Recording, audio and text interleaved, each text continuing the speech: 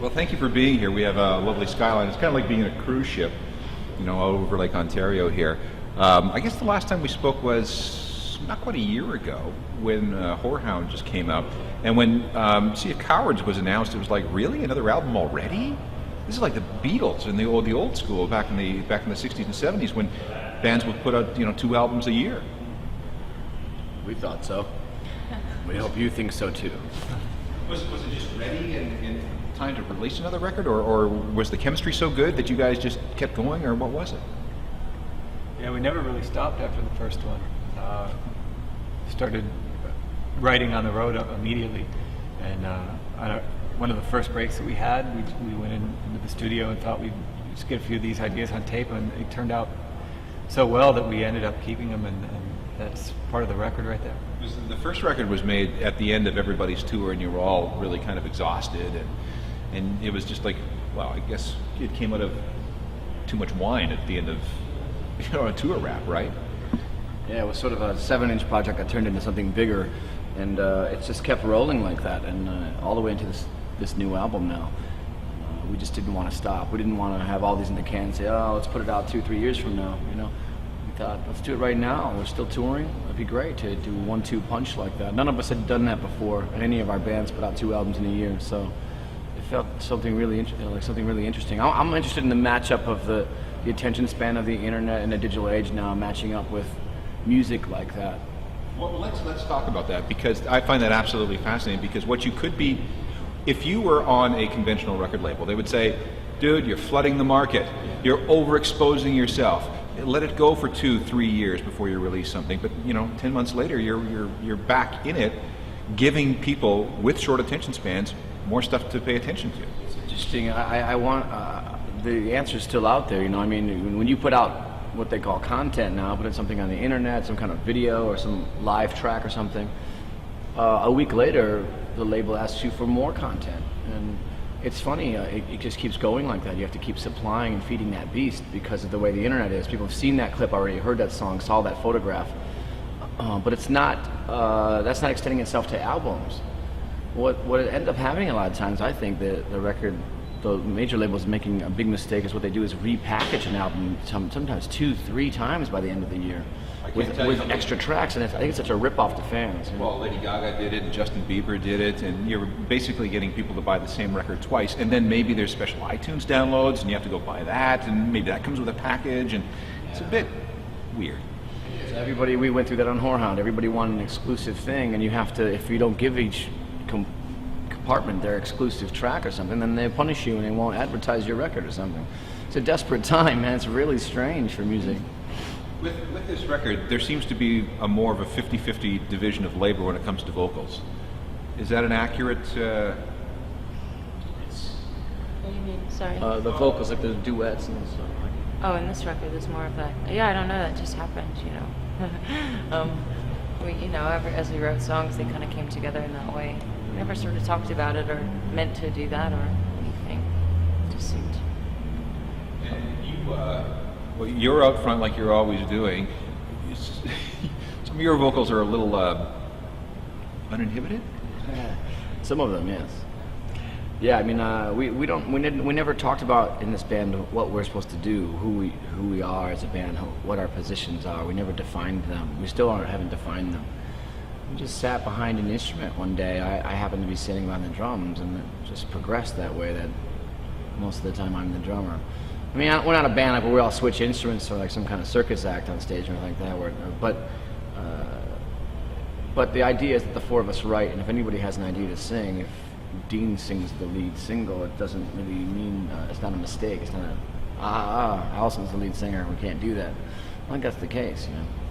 It's a hell of a chemistry that must be between you guys, because to be able to be that giving and that flexible, it's pretty cool, isn't it? Yeah, I think that's why this band works, and why we've done what we've done, and the amount of time also. I think the inspiration we give each other is a great chemistry there that's keeping us going, and just even in the studios, it's just works really well. We all write we all sit around and then, everyone's throwing in opinions and it all works. What I find fascinating too, again, this goes back to sort of the larger context, is the idea of the music as an artifact. With Third Man, you have actual 7-inch singles and actual albums with special hand-drawn or very limited edition covers. Do you know how much that first 7-inch single, the one that you handed out at the party, is worth? No, how much? Last I saw, it's trading with collectors for $2,500 or more. Not bad. I should have saved one. So anything that you release in the small amounts that you release, it's typically what, 100, 150? Every record Third Man puts out, we try to do a limited edition version of each record, whether it's tricolor vinyl or something hand painted or something like that. Usually 100 to 150 of each record. It's a nice thing because if you wanted to collect that label's records, you could you'd never really be able to finish. It could be a lifelong thing. That's what I thought. Once the label's gone, or if it ever is one day, that there's just a plethora of things to explore down the road. We're a year and a half in. We're already on our 55th record, so that's pretty fast. Because I went to the Rough Trade East store, and there was a bunch of Third Man 7-inch. I went so far over my customs limit, and one of the ones I just love, the Dex Rom Weber duo. That's a great record. It really is. I'd love to see that get some more college radio airplay. He's just a real hidden genius. He's sort of hidden in plain sight. He's been there for a long time, Dex Weber, and I think he's brilliant. He's got some sort of magic to him when he performs that you don't see in anybody else. His sister is like she scares me the way she sings. Yeah. Wild, man, and she's a great drummer too. Talk about a couple of songs on Sea of Cowards. Yeah. Die by the Drop is a terrific opener. Any stories behind that, or is it just one of those songs that comes out of a jam? That came out of a 1-minute segment we were playing in the studio. Dean was on piano and we just started playing together, and it lasted about a minute.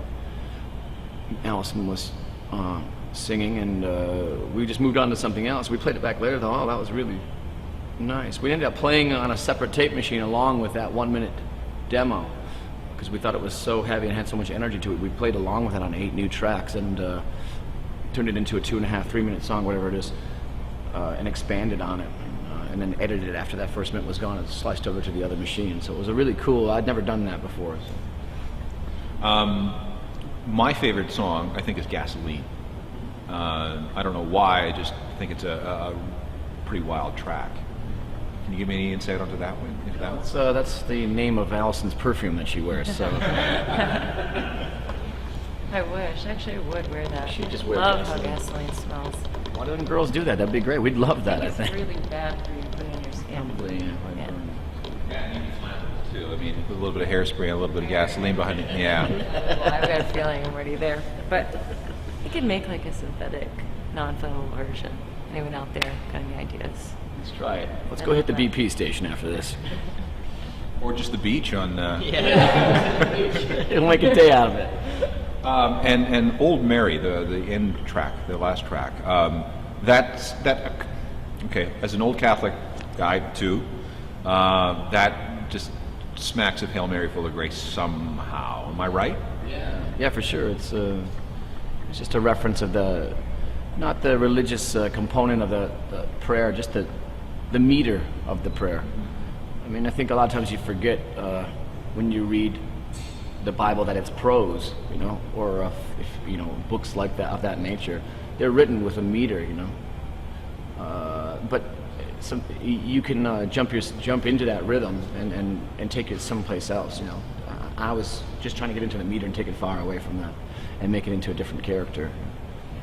I put out a note on Twitter today and I asked people if they had any questions, and I actually have a bunch of them. Would you mind answering some of them? Sure. Somebody has been after me for a couple of years to ask this question: Get behind me, Satan. Never on vinyl. Why? The reason that happened was because Meg and I were going to go record the album in its entirety after we had gone on tour. We were going to tour the album for a while, South America and Europe, and then we were going to record the album in its entirety to vinyl straight to acetate in New Zealand. We knew a studio that could record straight to cutting it to acetate. So we figured by the time we got out there and played the songs a few times, we'd be able to do a whole side without stopping. Because if you made one thing you didn't like, you'd have to start over again. So we said, let's wait till the middle of the tour, end of the tour. And that way, by the time we got to New Zealand, the studio had closed down and moved. So it just got pushed aside. And but now that we have Third Man up and running, and we're re-releasing, we remastered from analog tape the first 3 White Stripes albums that's coming out this fall, and then Get Behind Me Satan's coming soon after. That's going to be on 180 gram vinyl, the whole works? Yes, it's going to be on 470 grams. We found a machine. It's an old Viking machine. There's actually a couple of guys got downsized from a job. I think they were working in the banking industry here in Canada, and they were sitting around one day looking at their severance checks, and they figured, well, what are we going to do? So they said, why don't we open up a record pressing plant? So they did, and they're running this thing flat out. They did 20,000 White Stripes, Arcade Fire records, and they just can't keep up with the orders. I mean, there aren't that many pressing plants around these days. There aren't, but it's the only segment of the music industry that's rising in sales. Again, this report just came out as CD sales dropped to 20% again, and vinyl sales are up. So that's great. That shows people want a tangible component to music. They want to hold it in their hands. They want it to be on their shelf and have some. They want to have some reverence to the music they love. It's not just people out there who want to just digitally download to have it be portable and have it be invisible. That's one component, and that's all nice and good and all that, but there's a segment that's growing and growing, people to re-acknowledge the beauty of the artifact, Yeah. I've got a digital camera. I've never printed out a photo. I've They don't look good, man. when you printed out an album cover that comes with a digital download. It's just on my screen on my iPod. Right. But a record I hold in my hands and can play with. Yeah. You feel like you don't really own the record until you have the vinyl almost. So it's like you watch the movie on an iPad or a laptop. You didn't really see it in the theater. You feel like almost you didn't really see the film. Yeah. I don't know. It's just a way you look at it, I guess. Another question here. You seem highly influenced by Orson Welles and old films in general. Third Man Records, Third Man is a Orson Welles movie of the same name. The song Union Forever, all the lyrics are lines in Citizen Kane. Why the Citizen Kane connection, the Orson Welles connection? He's a big idol of mine. One of the first sort of auteurs that I, as a teenager, fell in love with and just tried to discover as much as I could about him.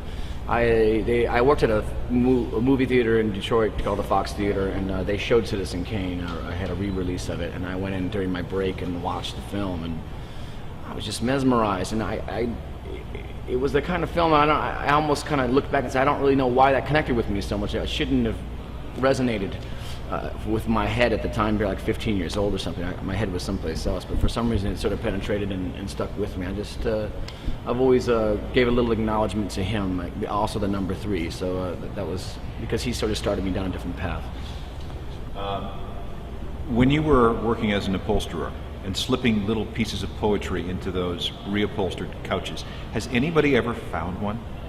I don't know. I don't think so. No one's ever told me if they have. I don't know. There was another thing too we did was the upholsterer I work with. I had a band called the Upholsterers, and we put 100 vinyl records inside of 100 pieces of furniture that are out there right now.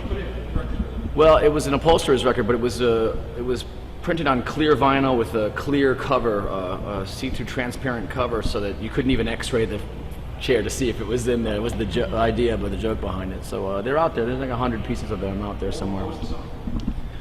I can't tell you. It's a secret.